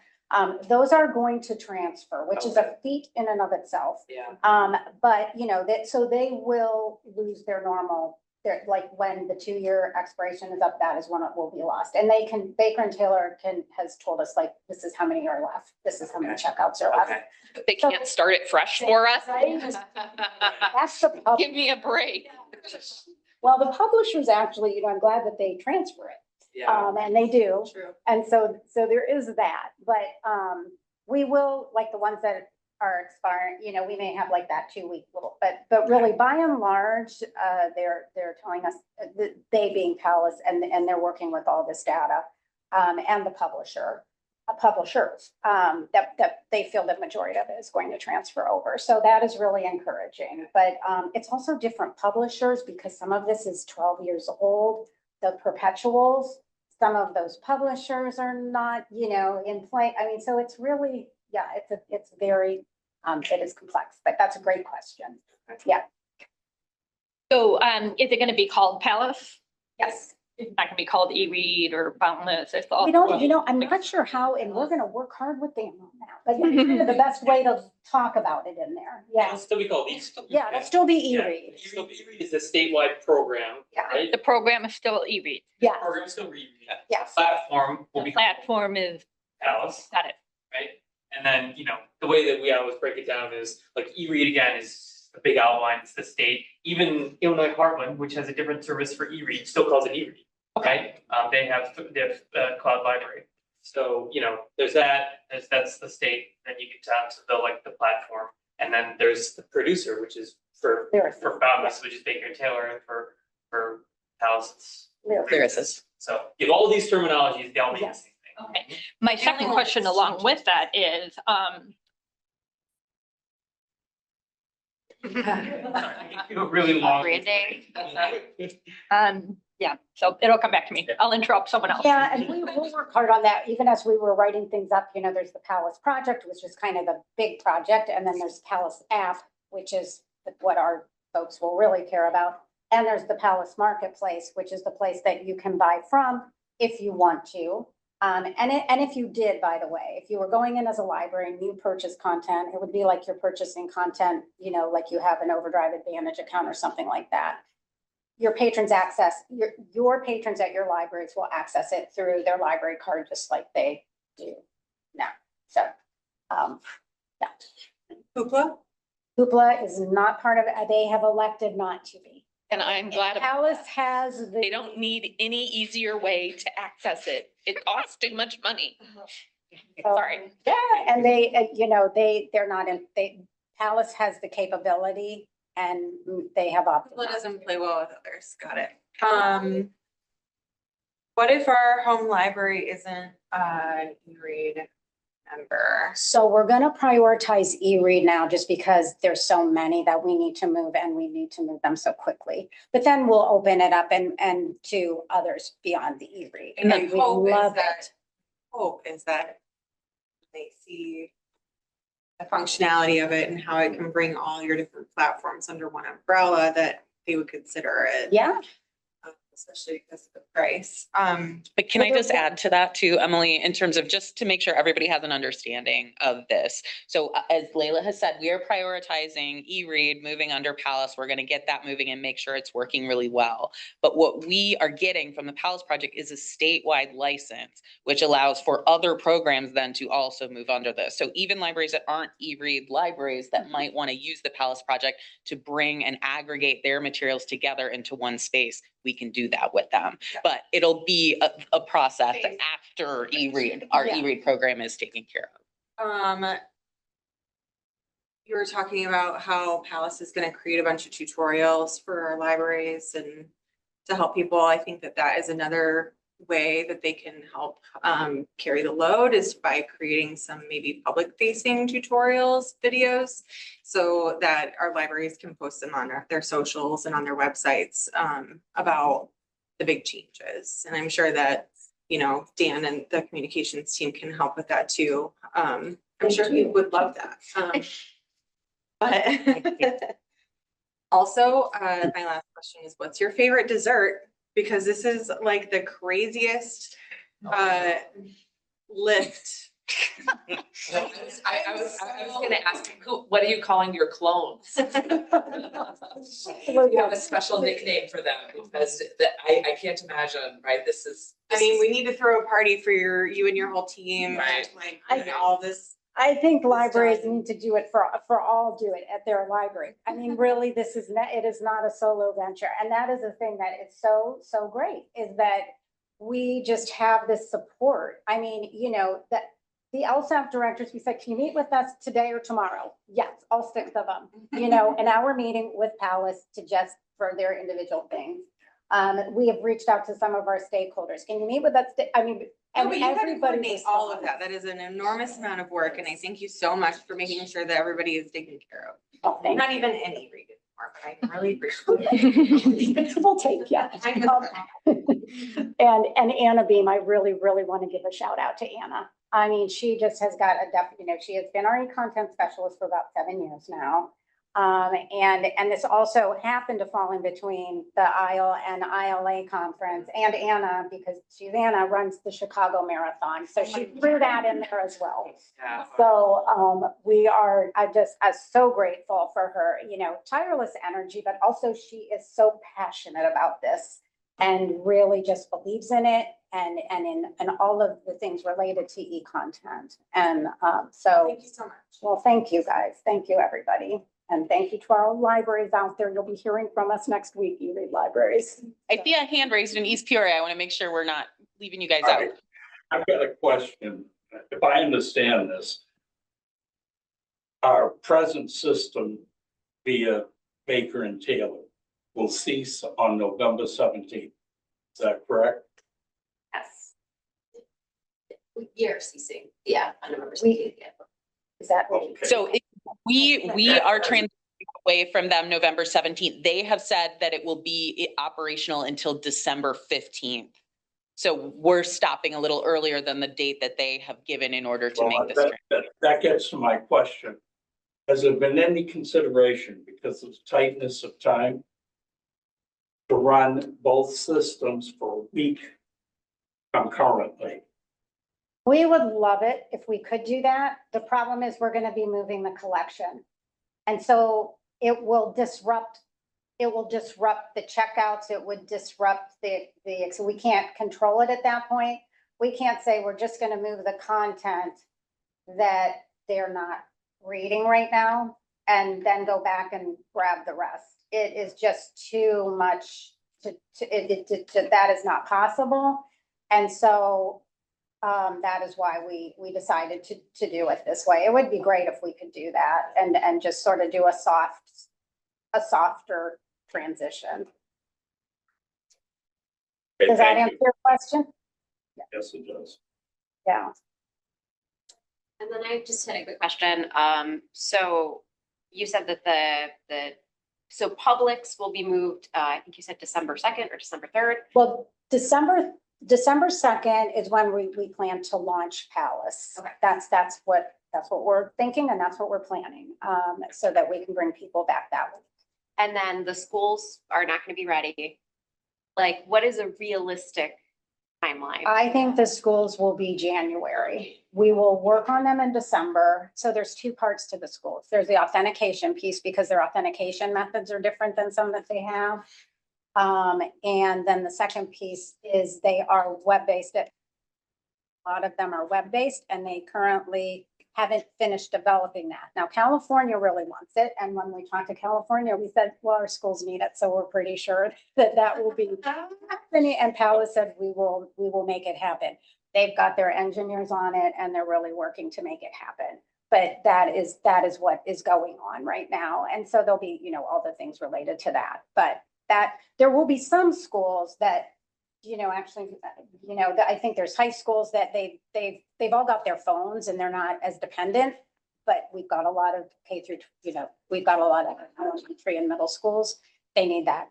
They need their Chromebooks and they need that access. So I think it'll be December. Right. There's barely any Right, school in there's- December anyway. right. Yeah. Thank you, Megan. Yeah, you're welcome. No worries, just December.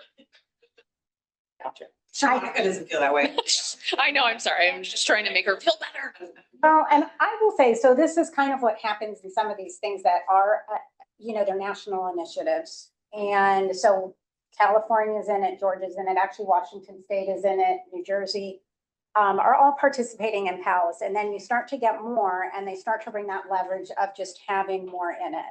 And when a state like Illinois comes in, that really is so active in the library community.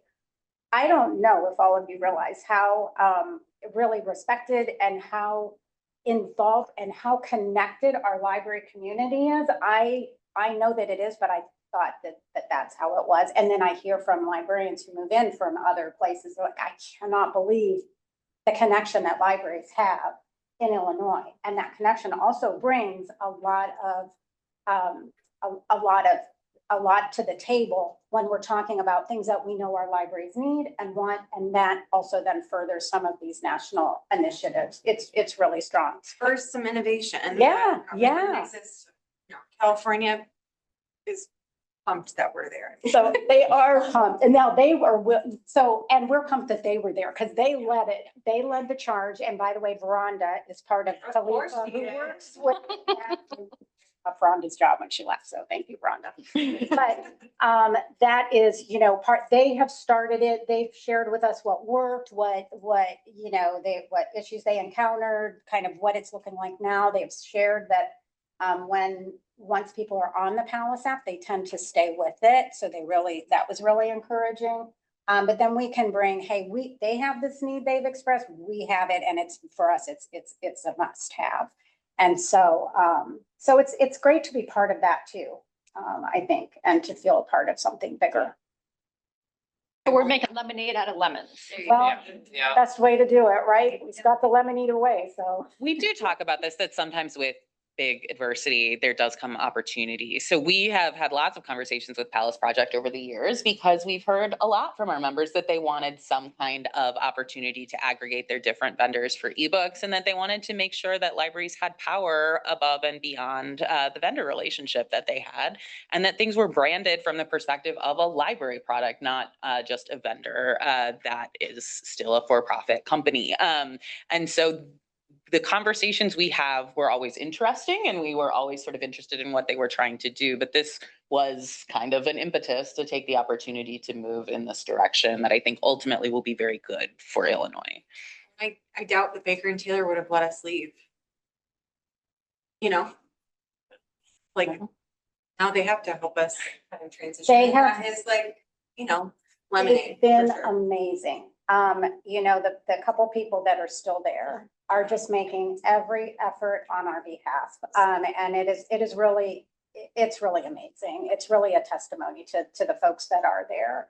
And just to their character, because that's a tough lift when your job's ending in a month or so. And they're giving us, these are major asks when we want some of this data and things. So they have been really amazing. And I was just going to say, as our board, I think one thing that might be of interest to you is that, we go to these concerts or conferences, we go to ALA, ILA, PLA, all of them, and we have a lot of vendor meetings. Deals and Discounts is very, very busy at those conferences, but Ann and I as well. We just usually have some kind of touch base with the vendor, whether it's a meeting and whether we're working with them or not. And for e-content, we just, have had those meetings periodically throughout the years.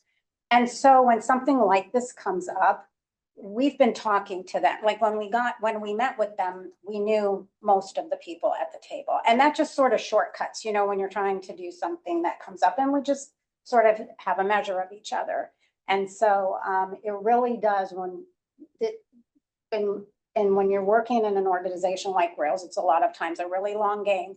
And so some of it really does come to fruition when something comes up like this, where it needs to move really quickly. So I just wanted to share that with all of you. What were you going to say, Joe? Only that, E-Read Illinois, a lot of the success of that program, there are a lot of reasons for it, but it was truly a partnership with Baker and Taylor. over the years, and that's partly why this is such a sad situation. But you should also know that Lyrasis, which is the organization by which Alice Project is beneath, it is an organization that we have had a relationship for a number of years in a lot of different ways. Lyrasis does. They supported us when the state library was offering digital imaging grants. They worked with us sort of in a consulting, doing training for our membership. They're an organization that we have built a relationship with, and that I think are already demonstrating that they will be equally strong partners, because this is the partnership part of this is so critical for an initiative of this size. So I think we feel some confidence working with the Lyrasis folks. I have a couple other questions. So will Rails be able to preserve any of the usage data from eRead? That's what we've collected and we have here. Outside of that. So like Yeah. we should go get it now and save it if we want. Yeah. Okay. Grant to save. Tell people to do that. Yes. And so you mentioned working with the LSAPs. Have you been working with Carly? We're trying to get a meeting. We are hoping to meet with them on Monday and because of our later reach out, not theirs. So we hope to talk with, if Okay, not Monday, great. early next week. Okay. Yeah, we've got like 20 libraries with iShare, so. Yep. Yes. Anything? Thank you. Well, thank you. Just had a question about communication with the public. Is there an opportunity or plans for like a press release or something can be kind of shared throughout the state that has some kind of common language about the closing of Baker and Taylor and the migration of this? And I don't know if that would be a bad idea, because then it could deter people from talking with their own libraries with their questions, but just kind of imagining every library coming up with its own way of sharing this. And I didn't know if there was going to be some type of content that could be recommended for, promoting this new change and why and what's going on. And That will be part of what we're linking to when we send the announcement out, that we will have something prepared that libraries can share. Just because it's a lot to absorb in a day or two. And I know Dan has yeah. thoughts on that. Yeah, and actually, Kevin, you're right about this. It's great. It's a great point. But one thing that we haven't even talked about in this whole thing is Baker and Taylor's other main service, which is book distribution, right, and selling books. And I would say, and I've been seeing a lot of libraries already communicating with their patrons about that. So I think a lot of library districts are saying, especially ones that have, you see them saying like 90% of our books we buy through Baker and Taylor, and so this is happening. And so I think they're already giving that word out about that side of things. And I think our side of things, we've tried to address that a little bit already, just in our relationship, what our relationship has been to Baker and Taylor. But I think what Layla is saying is we're gonna have a lot more messaging and offer a lot more to our libraries next week. And we're working on that sort of, how do you tell people and what's that common message? So yeah. And I think in terms of our strategy, we have two different things, right? We have the explanation and understanding about what's happening with the eRead program through the closure of Baker and Taylor. But when we're ready to launch Palace, we also have a sort of celebration of this new piece that we're offering. So I think we just want to be careful about our messaging and making sure that we're not necessarily like confusing both sides of that. Like we want to communicate to our member libraries that are currently part of the eRead program about how to communicate with their patrons and do these other pieces. But then we also want to be able to communicate about what Palace is and what it can do in terms of the libraries that might even come on board later for their own needs. So I think that's part of the strategy that we're trying to develop in terms of like a two-pronged approach for that.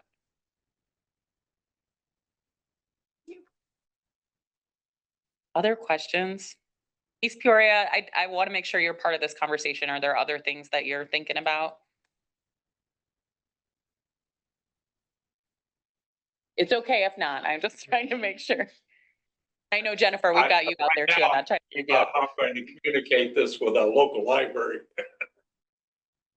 But no, you've been very lucid.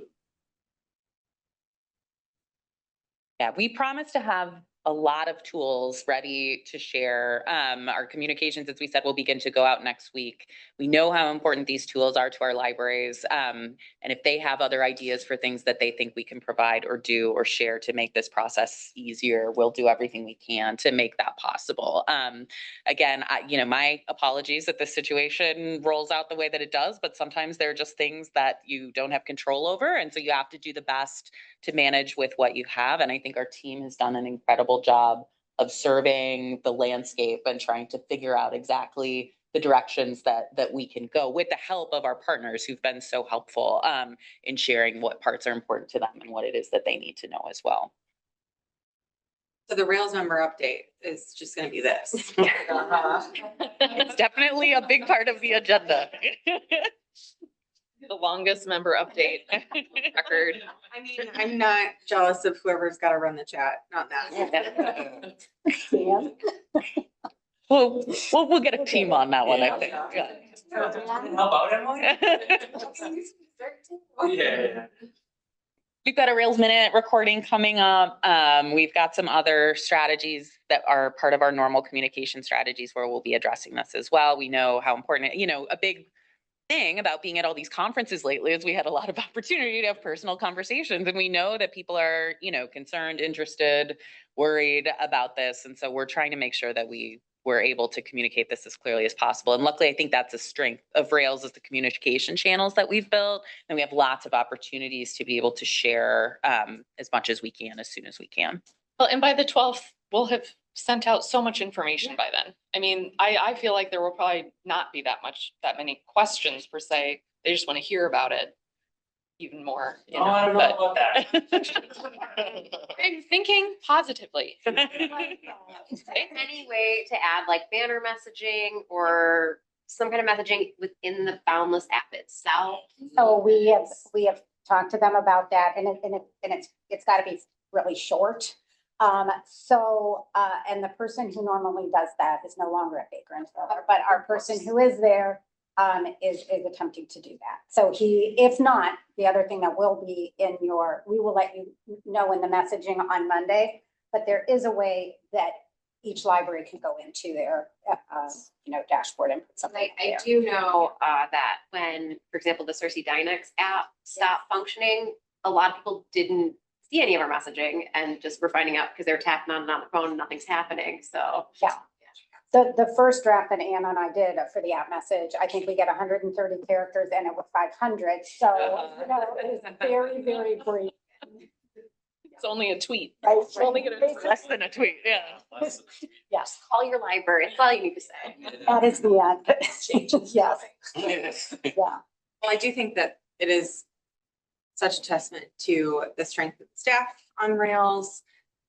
This has I just assume, I think I'm making a correct assumption, and that this is to be so stressful, especially for public libraries that relied on Baker and Taylor for all their book needs. Yes. They have a big problem that they're going to have to deal with individually. And it's so nice to not have to worry about the ebook part also. So thank you again.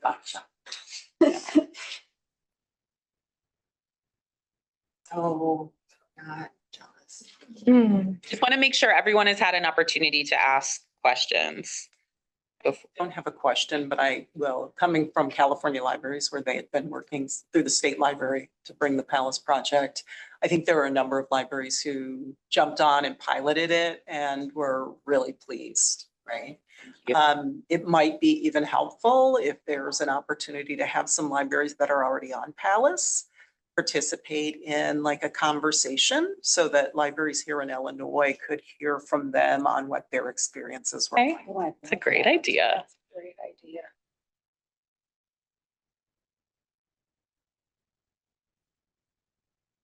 All right, any other questions or comments? Or we'll be talking about this more. So thank you for all your work and for sharing with us Well, about that. thank you to everybody. So next, the board development topic for this month is cybersecurity in libraries with Wes Smith. More good news. We'll try to keep it light. A lot of this stuff is probably stuff you're very familiar with, but thought we would go through it a little bit. and just kind of talk about the major things that affect libraries and our community in general when it comes to cybersecurity. So a lot of what we do is FOIAble. So if they were to, break into your library and steal your data, they could just send a FOIA request and get that data most of the time. But the main concern we have is when it comes to something like ransomware, where they take your data and they keep it, and you can't access it anymore, because any organization that has data that is valuable to you means that they can ransom that data back to you at a price. These criminals will look at your budgets and decide how much you can reasonably afford to spend to get your data back. We provide important services to the communities that we work in, and a disruption in those services may not cause a financial impact on us, but the lost trust is sometimes a little harder resource to recoup than actual funding. Keys to strong cybersecurity in your organizations: strong passwords, multi-factor authentication. I think everyone's very familiar with that at this point. Regular software updates and patch managements. That's very important to keep, easy access from your systems. Firewall intrusion detection systems. So, a lot of times, I think they say that the average dwell time once someone has gotten into your network is somewhere in the range of 90 to 100 days. So you have a criminal actor in your networks doing stuff for over 3 months without you being aware of it. Encrypting your data. So if they do get your data, they can't read it. Backups, in case they do, again, ransom your data back to you. You have backups that you're able to restore from so that you have that data accessible to you. Security awareness training. Now, I think this is probably one of the biggest areas that you can make a difference in libraries in general, is security awareness. And regular cybersecurity risk assessment. So having someone from the outside look at your environment and say, yeah, you guys are doing pretty good, or you have some areas that you need to look at.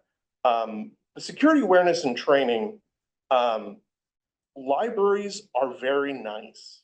In general, we are very helpful, very willing to go that extra mile to help someone that has a problem when they come to us. So that leads to social engineering, which is basically an actor calls you up, pretends to be someone they're not, basically asks you to give them your password or some sort of, information that no one should ever be calling you and asking you for. Doesn't take that long to check out that the person you're talking to is actually who you think it is. I had numerous text messages from people claiming to be Monica, claiming to be other people in the Rails organization, asking me to do things probably on at least a weekly basis. I get one of those. And what they want you to do is click on a link, do something for them that gives them access to your network and is able to, install some ransomware, because that is where all of the money is. No organization is immune. Our data we live and die by our data. It's very important, not only for running our services, but just general, comfortableness with the organizations that we're working with. One of the main forms of social engineering that I just talked about is smishing. I know, funny name. We've all heard of phishing. Smishing is SMS or text message phishing, where they pretend to be someone else. I'm sure you've all received, text messages about unpaid tolls, package delivery, all of that stuff. It's almost always bogus. Never expect that a text message, most companies don't deal with you in text messages. And they can also start out very benign, as a accidental text message. Oh, I'm so sorry, I thought you were so-and-so. They'll strike up a conversation with you, even try to form a relationship, sending pictures, stuff like that. And it all comes down to they want to gain your It's this typical scam confidence man that, you know, from the Ocean's 11 movies. So their main goal is to get you to click on something, build your confidence, relationships, always ends up about money. Spear smishing is something that I talked about a little bit earlier, is when they pretend to be somebody at your organization. And they know what your role with the organization is. And they expect that your boss or your executive director can get you to do something for them via text message. You know, money transfer, anything like that. We've had numerous employees, we fell prey to that, where someone bought gift cards for these folks and sent it to them. And you know, there's no real way to recover those funds. I'm going to share with you a text message that I had with Monica, or someone who claimed to be Monica. And my goal when I get one of these text messages is to have fun, is to waste these people's time as much as possible, because that is all they have is time, you know, and the more you keep them busy, the less they can do it to other people. So if you have free time and you get one of these messages, play along, have fun. The story of Giuseppe the raccoon. So I get a text message from Monica, says, Wesley, are you available? You know, yes, Monica, can you please message me on Zoom? Because this is highly abnormal. It's not Monica's number. Nope, I'm tied up in a meeting. I can't, you know, get back to you. I said, as soon as I got that, I knew that it was not Monica. And I said, oh, what task? How can I help you? I have a presentation, requires gift cards. Imagine that. So I continue on, what type of gift cards? They tell me, you know, what store's close, you know. And I even mentioned to them, I do find it highly irregular that you would ask for gift cards after my multiple warnings during staff cybersecurity trainings that no one at Rails would ever ask for gift cards for any reason. Oh, I know. Like I said, I'm at a meeting. I'm at meeting. At meeting. The beginning messages have gotten a lot better. AI has helped them craft much more reasonable messages to you. So you know, keep me posted. Okay, I said, oh, I've got a problem. What's wrong? So I have a pet raccoon, as Monica knows, and he has my keys. He's also fast and kind of a jerk and won't give me my keys. Are you kidding me? I told you in a meeting.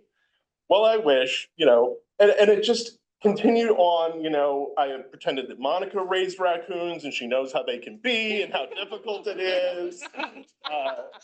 Continued on with them. You know, I'm trying, he's fast, I can't get my keys, I can't go get your gift cards. I continued on talking about how, well, I got my keys, but I'm bleeding now, I'm gonna have to go to the hospital. They didn't care, they just wanted their gift cards. So the more you can just waste their time, the better off everyone is. So I think you get an Oscar or something. It's just fun to come up with the most ludicrous things you can and throw it out there and have them act like that's completely normal, but they want their gift cards. You don't sign your text messages with your full name. Yeah. So text message smishing. It's gotten more complicated. Now we have phishing, which is video phishing. With the advent of AI and deepfake technology, it's really easy to fake anything when it comes to video. There are hundreds of hours of Rails board meetings, Monica doing, you know, Rails updates, all that stuff that can all be downloaded and used to create a model for Monica. Now, I took the time for one of our staff meetings to create a deep fake of a celebrity to, you know, introduce a question at our last staff retreat. I'm going to show that to you. But the ability to make simulated videos is easy. I did this on a Saturday afternoon. You didn't do Monica? Come on. I didn't do Monica. Kind of grateful. probably have needed at least a week to figure out the process of making the models. I've done the voice modeling for Monica, and we've shown that at previous things. But I wasn't sure how much time I really wanted to invest into making a fake Monica. Thank you. Hours will Monica pay me to try and create a fake? That's not my job, it's to scam Rails. So I definitely took some other work that I had done that was already had a model out there that was available. But we wrote the script. Thanks to Eric Bain for helping me with this project when we did it. But there's, it can be done in real time. All someone needs is a webcam. They can superimpose another person's face. Done in real time. It looks pretty good, especially if you add in a little static or some connection issues. It can look really good. Just listed some software that anyone can use to do this kind of thing. Well, can I just, I've learned that one software AI program is called Sora. Yes. And I've noticed that now on, Facebook videos or something. And at first, like the only Sora I know is Overdrive's Sora, which is the Libby version for schools. Like I say Sora 1,000 times a day to kids. And so I kept going, what is Sora doing on this video? And then I realized the same name for another software. Yeah, OpenAI, who is behind ChatGPT, introduced Sora too. And, I've seen hundreds of videos now of Stephen Hawking, taking a wheelchair in NASCAR and stuff like that. Just crazy videos that you can generate. I think it's still invite only right now, and you have to have an iPhone to actually use it.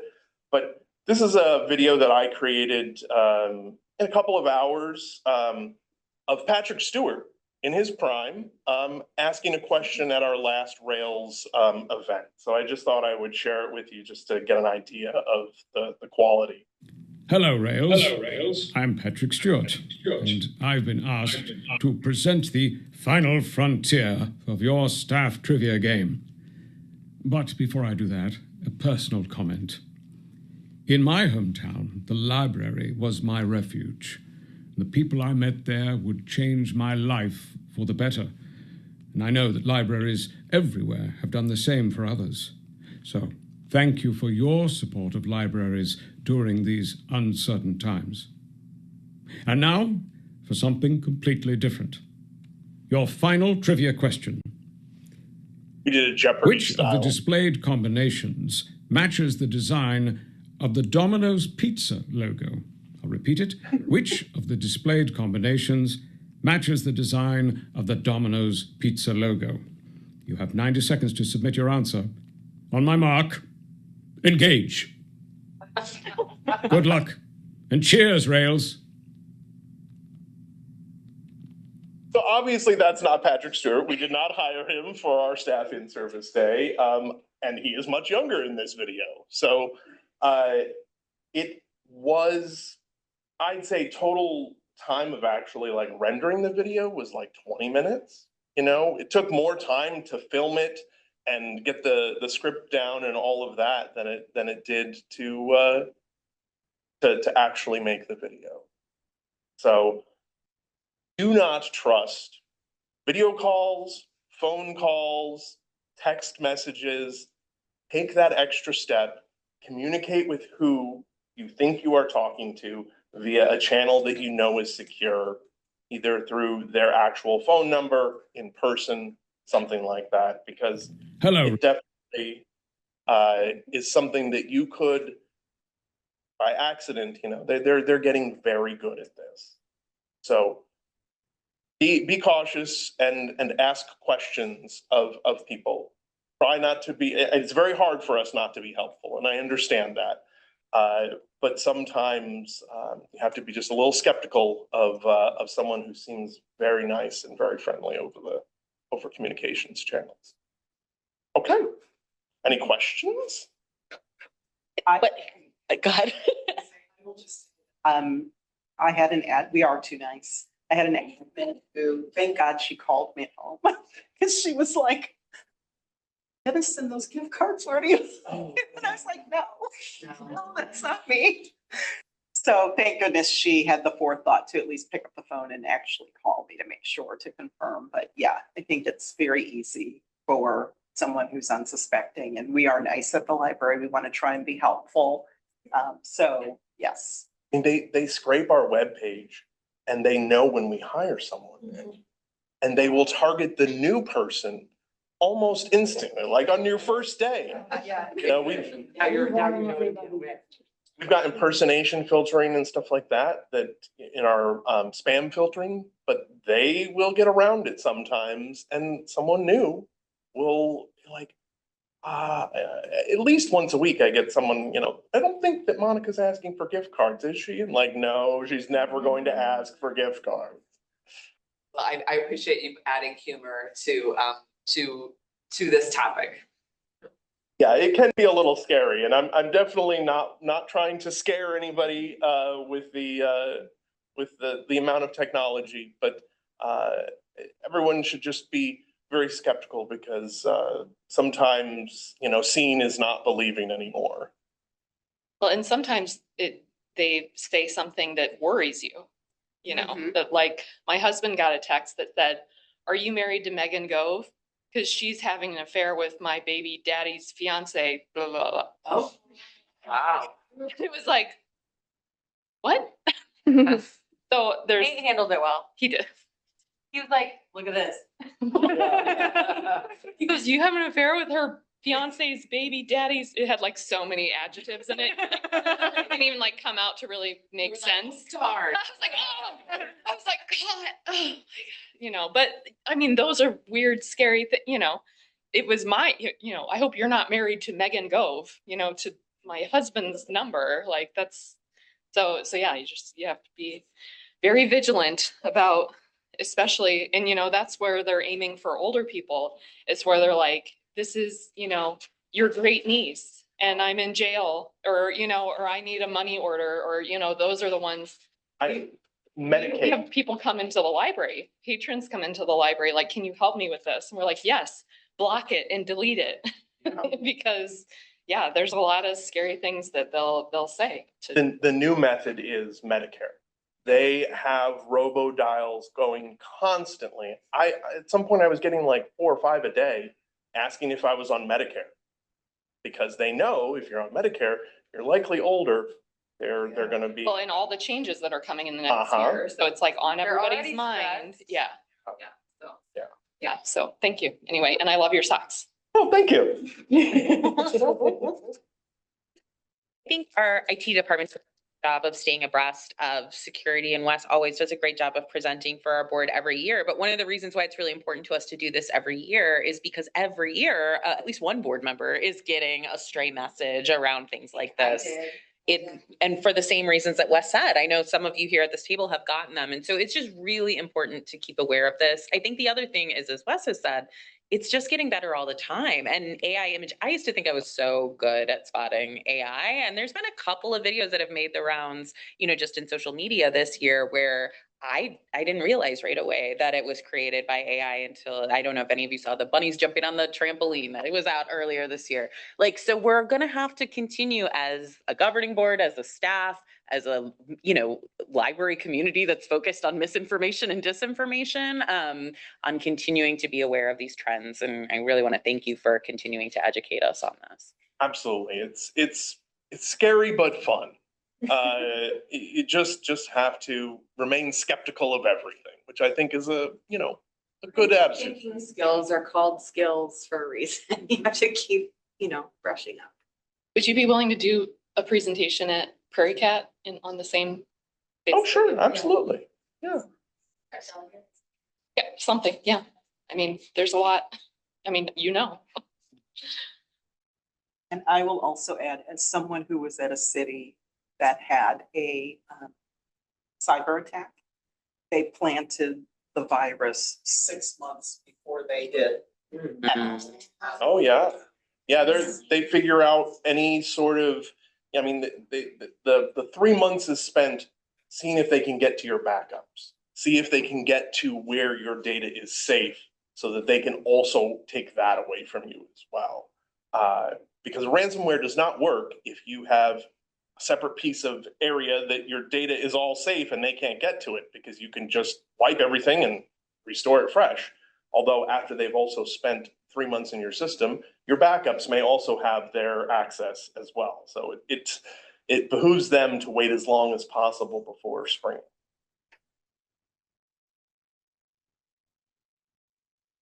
Well, thank you very much, Wes. Now, board members can share news from their library or area. Who has some good news? At Peoria Public Library, last Tuesday night, this past Tuesday, we finally approved a new strategic plan. So we have to work on staff implementation of it, but I've been on the board there for at least 4 or 5 years. And we had a plan before, but previous board president forgot we had a strategic plan. That's how much attention we paid to it.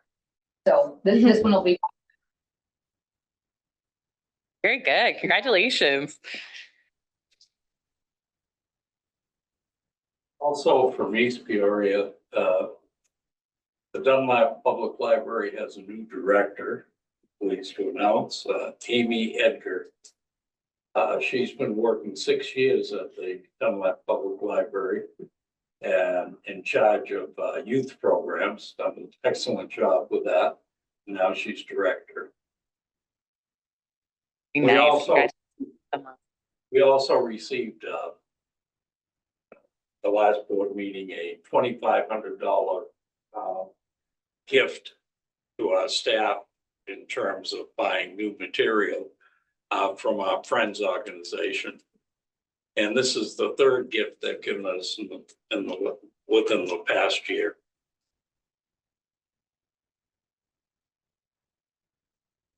Well, in that vein, my library was left a $200,000 request. But it confused us because it was from the wife of a gentleman who left us $500,000 to expand the building. Her bequest also said to expand the building. And we had just done this major project. And so I just found out this week that they will allow us to use the money to pay off some of the debt from that project. So basically we're going to cut about 1.5 years off of our repayments. So Congratulations.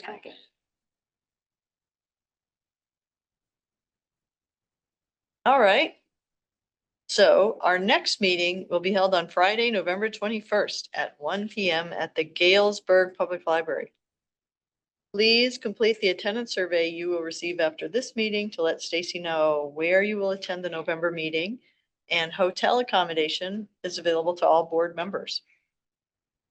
The agenda for the November meeting will include a report on Rails CE and consulting, an update on compliance with laws, and an overview of academic libraries with guest Carolyn Chesla, who's the academic librarian and also the president of the Illinois Library Association.